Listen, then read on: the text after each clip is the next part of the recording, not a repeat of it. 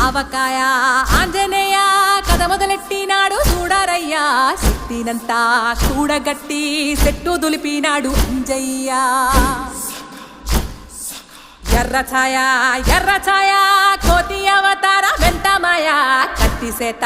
పట్టకుండా కాయ కోసినాడు కపిలయ్య